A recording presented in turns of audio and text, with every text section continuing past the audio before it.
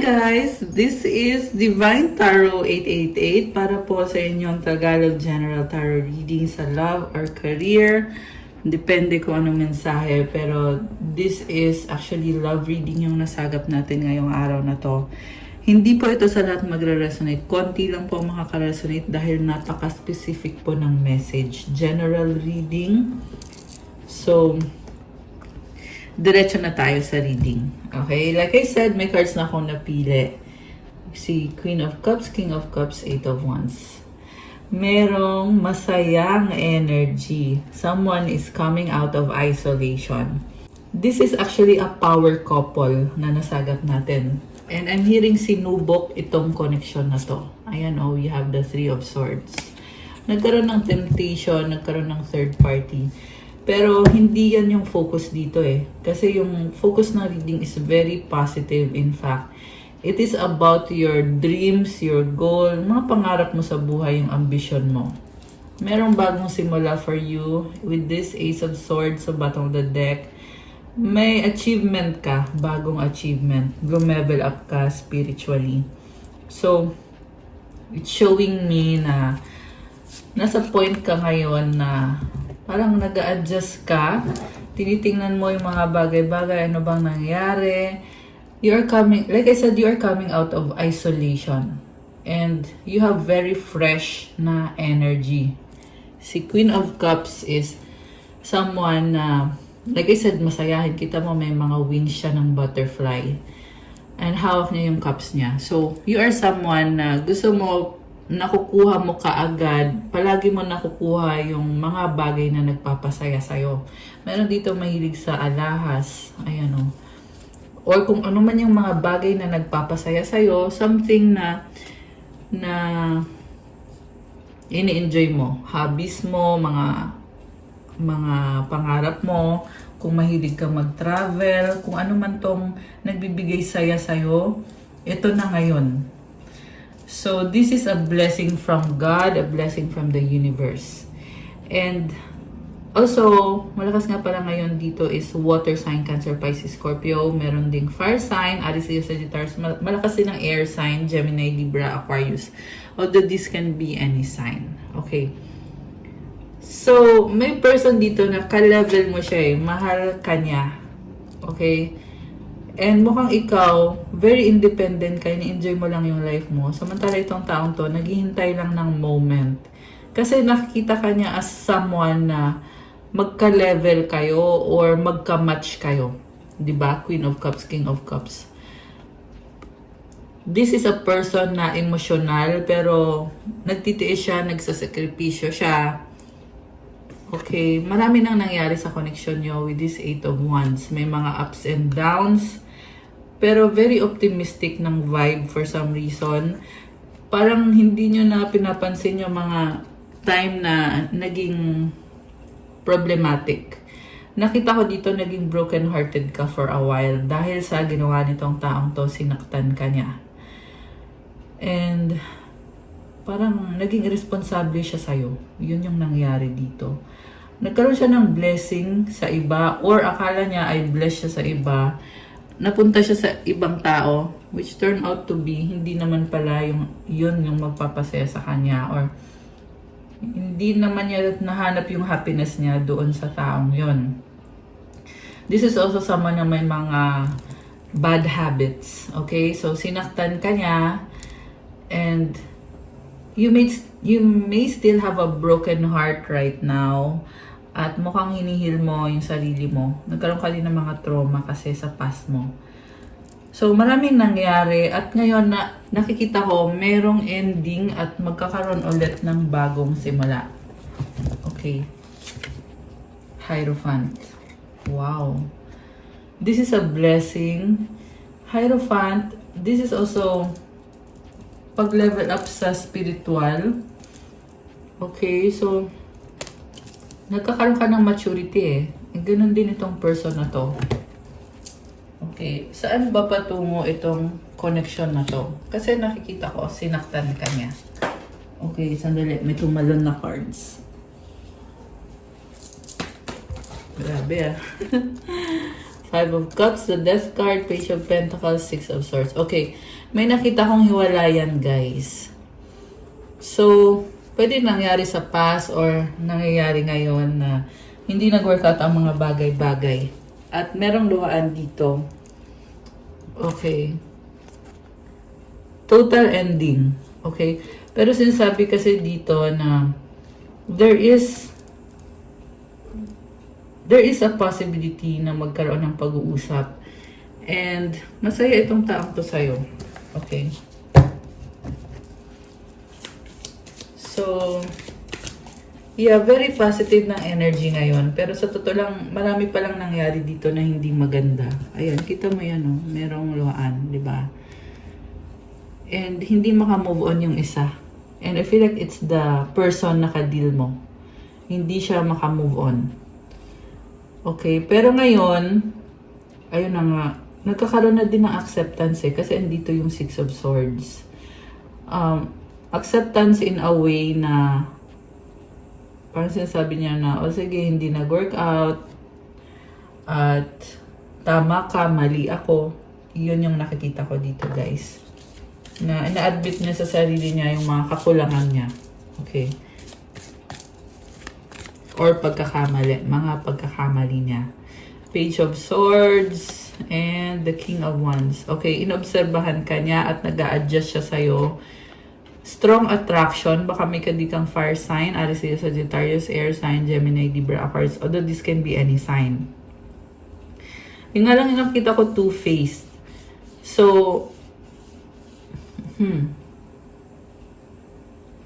ikaw kasi nonchalant ka dito eh. Ibig sabihin ng nonchalant, guys, parang it doesn't matter kung magkakaayos ba kayo o hindi. Kasi ang mahalaga sa'yo ngayon is yung sarili mong happiness. And may nakikita din akong ibang options na available para sa'yo. Samantala itong person na to ay two-faced yung nakikita ko eh. May ugali siya na gusto ka niya and then may ugali din siya na parang, I don't know, hindi niya alam kung anong gusto niya. Okay? Now, andito si King of Pentacles sa bottom of the deck. Very practical. Earth sign energy, Capricorn, Taurus, or Virgo. So, itong taong nakikita kong kadil mo, naayos niya sarili niya, very practical, hindi daw siya gi-give up. Okay? Yan ang sabi dito, guys. Okay. Marami kang options. The Star. Oh, healing. Wow. So, this is a very positive energy. Parehong nagkakaroon ng healing. Ikaw at itong person na marami na kayong pinagdaanan nitong taong to. Eight of Cups. Meron tumalikod. Okay. And the Seven of Swords. Oh, nangyari to sa past. Naniloko ka niya, tinalikuran ka niya. Yung iba sa inyo still nangyayari ngayon na merong tinatago sa'yo na third party. Okay. Pero, pwede kasi itong, kaya ito lumalabas sa reading, para to show you na ibang level ka na ngayon, nag-heal ka na. Itong person na to, nag-heal na din naman siya, pero andun pa rin yung ugali na two-face eh. So parang, hindi makapag-desisyon. So, this is actually,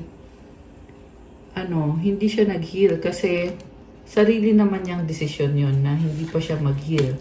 Pero part of this person, nag-heal naman. Alam mo yun, 50-50, 50% nag-heal, 50% hindi. Yan yung nakikita ko dito. Ace of Pentacles, new beginning.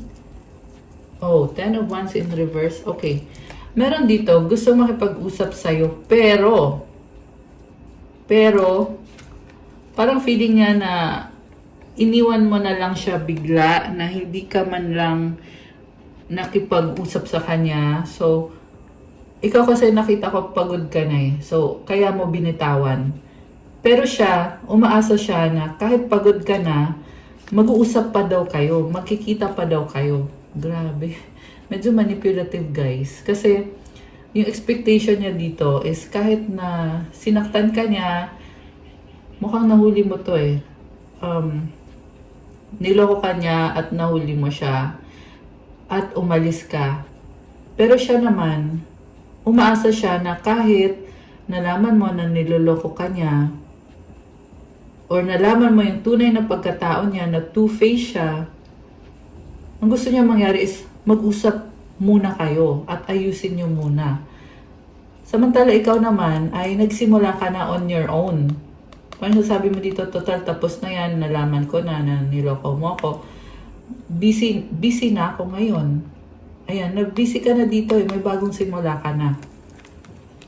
So, yun yung pinaka-mensahe dito guys, na may person dito na partly nag-heal na siya at umaasa siya na pag-uusapan daw ninyo.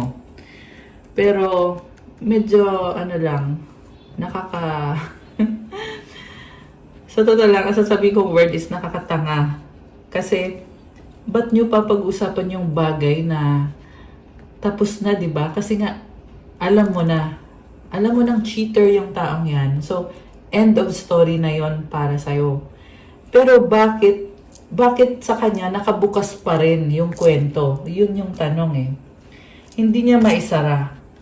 Okay, so I feel like it's because of the manipulation, na gusto kanyang i-manipulate, na gusto niya na meron siyang other person na, yung nga yung nakita natin dito na third party.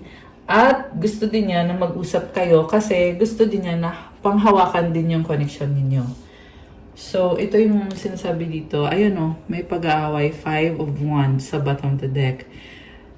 Posible to guys na marami siyang sinaktan na iba-ibang babae. Okay, remember walang gender, pero yan kasi sa ngayon yan yung nakikita ko dito. May mga nag-aaway-aaway kasi nga nagkahulihan, nagkabukingan. Tapos, gusto niya pag-usapan ninyo. Ayan. So, sobrang obvious naman guys na hindi maganda yung sitwasyon dito sa taong to. Ayan. So, pinapakita lang sa'yo. Yun lang yung dahilan. Yun lang yung gustong iparating ng mga angels mo, ng mga spirit guides mo sa'yo na magulo itong sitwasyon na to. Okay. Ayan, 10 of Swords sa bottom of the deck. Merong ending. So, sabihin na natin na kung kakausapin mo itong taong to, kasi yun ang gusto niya eh, di ba? King of Cups with the Queen of Cups. Kakausapin ka niya, at kung pagbibigyan mo siya, nasa sayo na yon, di ba? Pero kasi, knowing na ganito yung sitwasyon, so, magsasayang ka pa ba ng minuto para sa pag-uusap na yan? Nasa sayo yun. Hindi ko naman sinasabi na bawal. Okay? So, common sense na lang. Ayan, common sense na lang guys. Meron din kasi iba talaga, sorry to say, may iba talaga na medyo slow, no? Kaya ayan, sinasabi ko sa inyo, gamitin nyo yung common sense. So, hindi ko yung sinabi para insultuhin kayo ha. Pero na-feel ko lang na kailangan ko yung sabihin. Merong kailangan makarinig nun. Hindi naman din lahat. Bakit slow? Kasi nagpapakatanga kasi. Ang akala kasi yung love is pinipilit. Hindi naman. Hindi naman pinipilit ang love.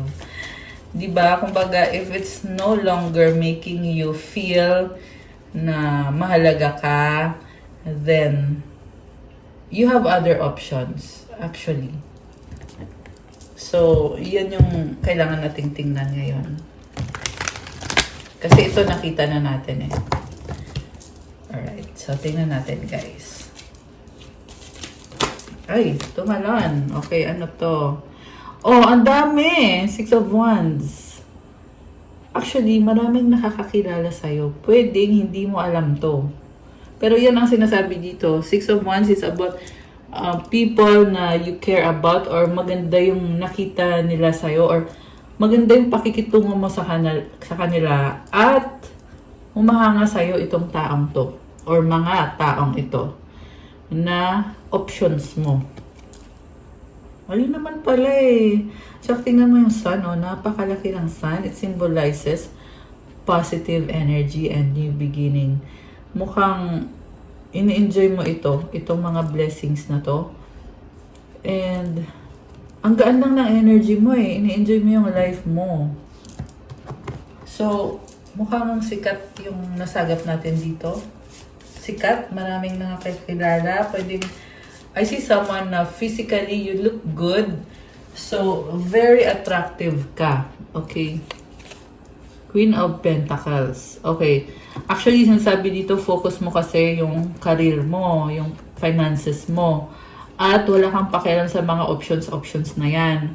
Pero, yung options kasi, yun yung may gusto sa'yo. So, samantala ikaw, sinasabi mo dito, ang dami mong kailangan gawin at gustong gawin. Pero yung mga options, andyan, dumadagsa. Ayan, busy oh. Two of Pentacles, juggling. Yung iba siguro dito, doble yung trabaho. Ayan guys. So, kung sino man itong nasagap natin, comment kayo dyan. Okay. So, yan yung mga exciting na mga event. Wow, event! Kasi habang ikaw ay nabibisi, marami naman dito nakatungangan na naghihintay sa'yo. At gusto ka. Maganda kasi yung nakita nila sa'yo or yung pinakita mo sa kanila. Ay, maganda. Nine of Swords. Okay, meron kang worries dito. And I'm hearing it's the work of the enemy. Kaya kailangan mong mag-detox, i-cleanse yung sarili mo, i-purify yung sarili mo. Kasi yung mga negative thoughts na yan, hindi yan galing kay God. Okay? So, tingnan natin guys. Siguro nga, kaya nga pinapakita to dito para sabihin sa'yo na kailangan mo na yan itigil para makapag-focus ka sa mission mo dito sa mundo, sa plan mo, which is, iyan yung pag-heal mo at pag-asenso mo sa buhay at pagtulong mo sa kapwa mo. Strength. Okay. Sabi dito, itong bad energy na to, yung mga fear kasi, anxiety, galing sa enemy yan, guys. Hindi yan galing kay God. So, kailangan i-surrender mo yan kay God. At ito agad yung kasagutan. Ibibigay naman sa'yo agad. Okay? As long as mag-pray ka. Kasi you have strength. Ibig sabihin, kahit anong mangyari, you will be okay. You will be doing well. So well. Okay? May energy ng Leo. Baka ikaw ay Leo. Malakas din ngayon ang Earth sign, Capricorn, Taurus, Virgo. Very practical. It's like God is telling you na tama na drama. Tama na yung drama. Focus ka na. Ayan o. Kasi itong energy ng Nine of Swords, ang totoong meaning kasi nito, okay ka, yung isip mo lang, yung nag-iisip na hindi ka okay. So sabi ni God, tama na yan. Hindi naman totoo yan. Focus ka na at kumalma ka. Okay? Kasi tingnan mo to, hawak niya yung bibig ng leon, di ba? Kinakalma niya yung leon. Kaya niyang ikalma. Ibig sabihin, ganun yung power mo. Ganun yung energy mo dito na pag ikaw ay kalmado, maayos mo yung kailangan mong ayusin sa buhay mo, maayos mo yung sarili mo, at ang ganda pa ng energy mo. You have this inner strength. So, actually, nangyayari na nga ito ngayon na nagkakaroon ka na ng awareness na oo, nagkaroon ka ng mga hindi magandang mga iniisip. Fear kasi yan anxiety, stress, nangyari yan. Pero, ngayon, ito na naliliwanagan ka na kailangan mo na ngang itigil yan at mag-focus ka na sa mission mo, sa kailangan mong gawin. Okay, so sinasabi kong mission kasi iba-iba din kasi guys. Yung iba kasi dito nanonood, merong mga breadwinner kayo, meron naman dito na yung may mga anak kayo na inaalagaan, may mga tinutulungan kayo. So kung ano man yung purpose mo dito sa life mo, yan yung mission mo. Galing yan kay God. Ngayon naman, kung meron naman iba dyan nagsasabi, hindi mo alam yung mission mo. So siguro kailangan mo munang mag-pray, balik loob. Yan yung naririnig ko Bumalik loob ka muna. At i-pray mo, Lord, ano ba ang mission ko dito sa earth? So, iba-iba din kasi level ng nanonood dito. You have angels. Oh my gosh. Tingnan natin na. Ano ba mga energies? Ancestors. Wow naman. Okay. Good vibes. Love it. Ano pa? Oh wow. Blood of Jesus protects you. So, the blood of Jesus forgives you from your sins para ma-bless ka. Yun yung pinakadahilan yan, guys.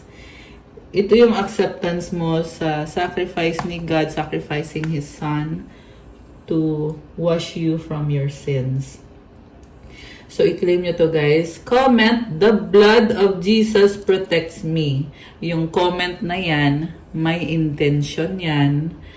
At nag-activate yan ng blessing by the blood of Jesus Christ of Nazareth that protects you. Okay? Tsaka i-claim nyo din tong claim good vibes. Ayan, comment nyo dyan. Okay, ano pa? So, siguro nga, I'm hearing merong devotee dito ng Black Nazarene. Ayan. Oh! Congratulations! Mukhang merong napakagandang balita, positibong balita, kaya nag-congratulations. Promotion, kung ano man yan. Ayan, congratulations. Grabe! So nice! Okay, ano pa? Archangel Michael. Ayan, guys. So, thank you, Archangel Michael, for protecting me, for your blessings. Thank you. You are beautiful. Comment, I am beautiful. Okay. Ano pa? God is with you. Oh my gosh, guys. Grabe. I felt that so strongly. Grabe. Imagine God is with you. Grabe. So, comment, God is with me. Ayan. Grabe. I love this reading. Ano naman ang mensahe from your angels? Kanina, una-una tong angels mo. Okay, ito. 10-10 growth. Ayan. Kasi you are being practical. Kaya nagkakaroon ng growth. Spiritual awareness is opening you to all that you are ready to see. Your destiny is being fulfilled. Keep your intentions pure with your eyes looking ahead and you will continue to increase the growth that is here. Alam mo, sinasabi dito, mukhang lumalakas ngayon yung intuition mo, yung pakiramdam mo, yung instinct, yung gut feeling. At binubuksan ka sa, alam mo yun, nagbubukas yung awareness mo. Ano bang kailangan kong gawin? Ano bang dapat kong malaman? Also, something about destiny na natutupad, nagiging fulfilled. So, blessing yan. Ito na yung destiny mo. Kaya, congratulations. So nice. Tapos, dapat daw pure yung intention mo. Kaya, kailangan mong mag-detox. Ano ba yung detox na yan? Physical detox. Kung mahilig kang, kunyari lang to ha, mahilig kang manigarilyo. Kunyari lang, wag naman sana. Pero, yan, merong, or kunyari, addicted ka to, social media, ganon. Netflix ka ng Netflix buong araw. Ayan, itigil mo na daw yan to keep your intentions pure. And also, fasting, diet. Ayan, guys, ano yan? Part ng fasting yan. Kung nagda-diet ka, nag-exercise ka, kasi pinupurify ka.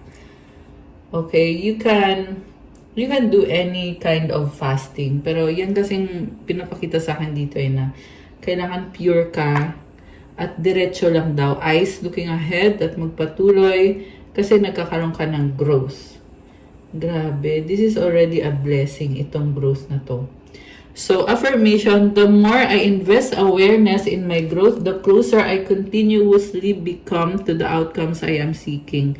The more na lumalakas yung intuition mo, nagiging aware ka, the more din na lumalapit na yung mga gusto mong mangyari sa buhay mo.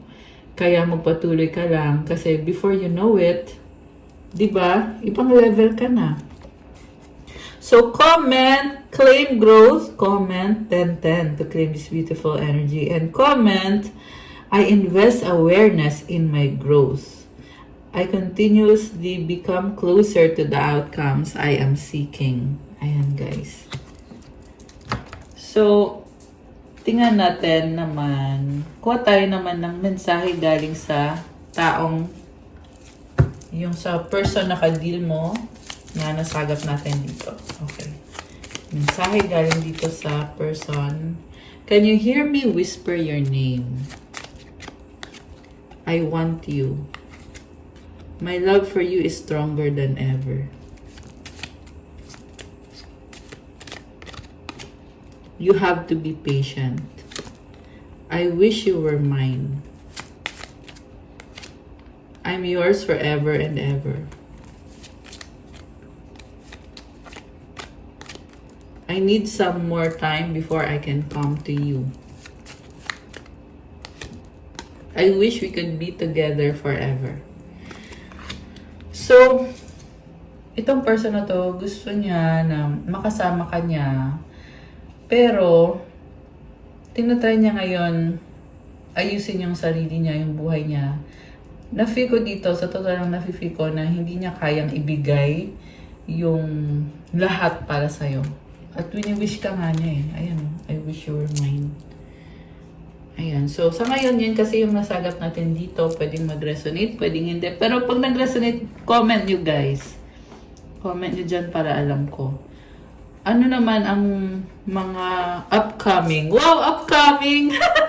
Anong upcoming na mga energies? Paparating. Okay. Cycles. Fate, karma, something ending, something beginning. So, pag cycle, umiikot lang eh. So, ang nangyayari sa inyo ng person na to, hindi siya, sabi ko nga, di ba, partly nag-heal, partly hindi. Ang nakikita ko is, parang gusto ka pa rin niya maging parte ng buhay niya na kagaya ng dati. Na tuloy-tuloy lang yung flow. Ganon yung gusto niyang mangyari.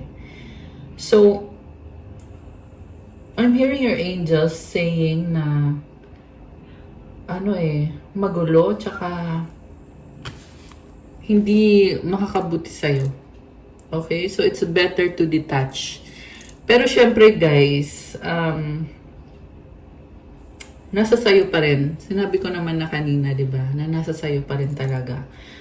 Kung kakausapin mo itong taong to. Kasi, mukhang kailangan niya ng tulong mo. Malungkot ngayon itong taong to, grabe. Parang naano ko yung energy na malungkot siya, gusto lang niya makausap ka, makita ka, may ganun. Pero, to be honest, feel ko na hindi mo to makakatuluyan tong taong to kasi ganito yung lumabas na energy eh. Na tuloy-tuloy lang, so, hindi siya, kung ano mo yung problem niya, hindi siya nakadetach sa problem niya. So, paano niya ibibigay yung sarili niya sa isang kagaya mo? 'Di ba? Paano niya ibibigay yung pagmamahal niya sa isang kagaya mo na you are a divine feminine? Paano? 'Di ba? So, if you are healed, ramdam mo yan eh na gusto ka pa rin itong taong to, pero napakadami naman kasing options sa paligid mo. Hindi mo siya kailangan. Alam mo yon kung ikaw tong nasagap natin na nag-heal ka na. Okay? Vacation! You will be traveling soon! Ayan guys, may bakasyon ka. Someone has to tell you something. They'll be back. Expect to hear from them soon. Give it time. Everything in divine timing, let things flow. Ayan. Mukhang may vacation. Merong reconnection or possibility of reconnection in divine timing. So, give it time daw. Okay, pero merong mensahe na mukhang may gusto siyang sabihin sa'yo itong taong nasagap natin dito. Ayan may sasabihin. Ayan. So, one last message. Okay, ito. Try natin. Ay, tumalon. You are too nice. I don't deserve your kindness. The heat between us is intense. Why do I feel this way? I am blocked. It hurts so much. They have hurt me. Okay. Meron pa ba? I can't handle your love. Ay. I cry at night. I can't come to you now. Sabi sa'yo may malungkot akong na ano dito eh. You are so different from everyone around me.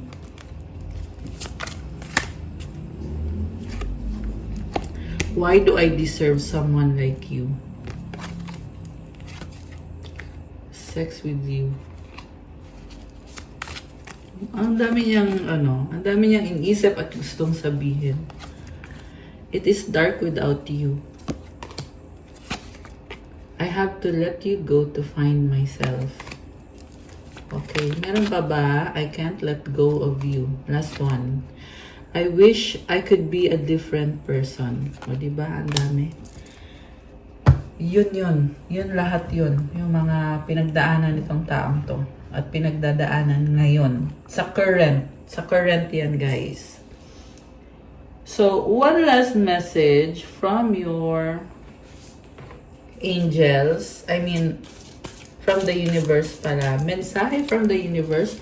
Ito naman ay para sa'yo. Okay? Para sa ating mga divine beauties.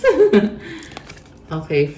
I find a deeper meaning and personal growth amid the discomfort. So, nagsastruggle ka ngayon, pero kasi nag-grow ka eh. So, magpatuloy ka, manalig ka kay God. Yan ang narinig ko, guys. Trust God, put your hope in the Lord. Put your hope in God.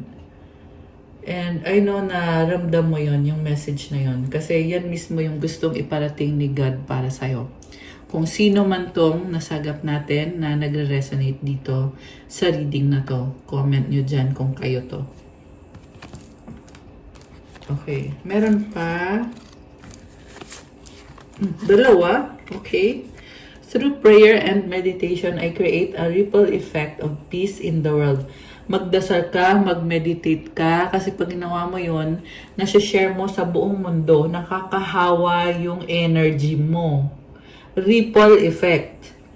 Pag meron kang tinutulungan, lalo kang binibless. Kaya palagi kang mag-pray, araw-araw mag-meditate ka. 15:15 on the screen now. May synchronicities.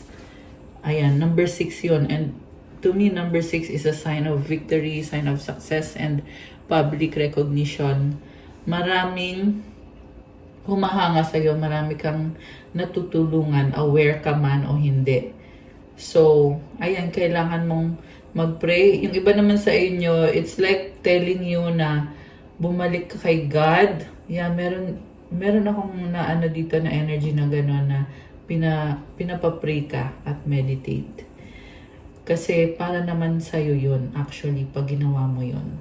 Diba? And also, pag okay ka, makakatulong ka din sa iba at lalo kang mabibless. I am the dreamer of my dream. I love it kasi you are very independent. And alam mo kung anong gusto mong mangyari sa buhay mo. Alam mo yung mga pangarap mo ay magpapasaya sa'yo. So, sinasabi lang dito na malaya kang mangarap, gawin mo kung anong magpapasaya sa'yo, go lang. Go lang. Tsaka, yeah, gawin mo yung best mo. Do your part. Okay, tsaka merong kailangan mag-detox, mag-fasting. Advice, okay. Advice, impatience. Okay, isa pa nga. Para dalawa yung advice. Direction. Okay, so unahin natin to. My life is unfolding in divine timing. All delays are beneficial. I'm always at the right place at the right time. Oh, guys, again, this is about divine timing. So, nagkaroon ka ng delay, pero tama lang daw yun. Parang blessing in disguise yung mga nangyaring mga delay kasi nasa tamang lugar ka sa tamang panahon. Habaan lang yung pasensya. Direction, Lord, please show me the right action right now. Please bring me a sign and a miracle that gives clear direction. May I hear the promptings of my own body, and if for some reason I'm about to head the wrong way, please stop me. So, meron dito naghahanap ng direksyon. Sinasabi dito na, go lang, go na, huwag ka nang maghintay ng kung ano-ano pa. Gawin mo lang kung ano yung nararamdaman mo na gusto ni God na gawin mo, tama ka doon at kailangan mo ng kumilos. Grabe. So, habaan yung pasensya at meron kang direksyon. Kasi pag connected ka kay God, siya mismo yung magbibigay sa'yo ng direksyon. Kagaya nitong message na to, na kung natagpuan mo to at para sa'yo to, so ito na mismo yung nagbibigay sa'yo ng clear direction. And right action, mukhang ginagawa mo na nga to or kailangan mo nang gawin. So, go lang. Tsaka, bet ko to kasi may mga flowers, di ba? Ayan. Okay, guys. That's all for your love reading, mga divine readers. Thank you for watching. Pa-like po ng video, comment, subscribe. Hit the notification bell. For private readings, may special offer na discounted rate. Message nyo ko sa Viber o sa WhatsApp. Hindi ako nagpapadiscount kasi masyado nang mababa yung rate ng private reading. Pero ngayon, magbibigay ako ng discount. Kaya kung matagal nyo na akong kilala dito sa YouTube at gusto nyo mag-avail, so i-message nyo ako habang andito pa yung pa-discount. Message nyo ako sa Viber or sa WhatsApp. Tingnan nyo sa description box, nakalagay po dyan kung saan nyo ako i-message for the private reading. I love you. I'll see you again soon. God bless. Stay safe. Bye!